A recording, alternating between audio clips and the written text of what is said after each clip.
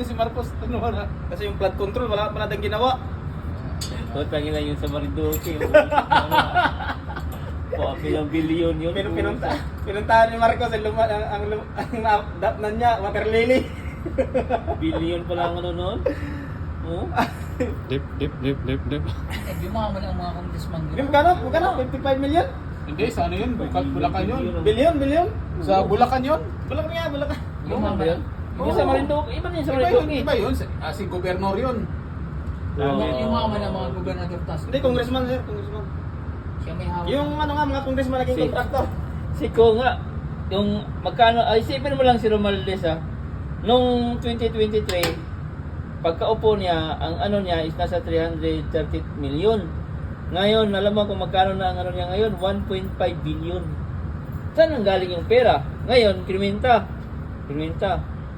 Sabi nila, o sige, 300,000 ang sahod ng kongresista, plus may 7 million na allowance kada taon. Ano yun, parang bonus nila, 7 million yun kada taon. Hindi pa rin aabot ang bilyon ng pera niya.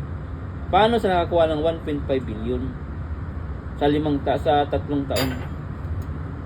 Saan ang galing ang pera?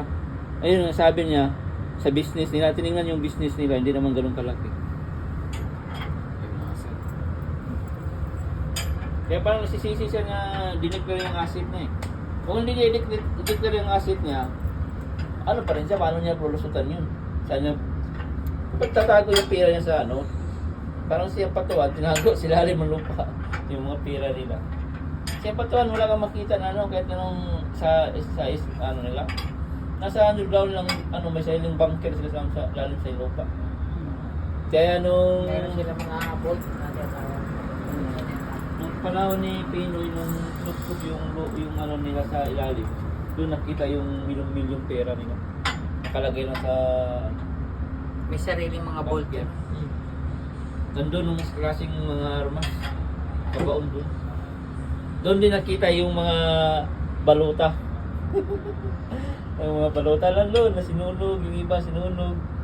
Panalo pala si PG. Oh, panalo naman talaga. Sinunog na yung mga baluta doon.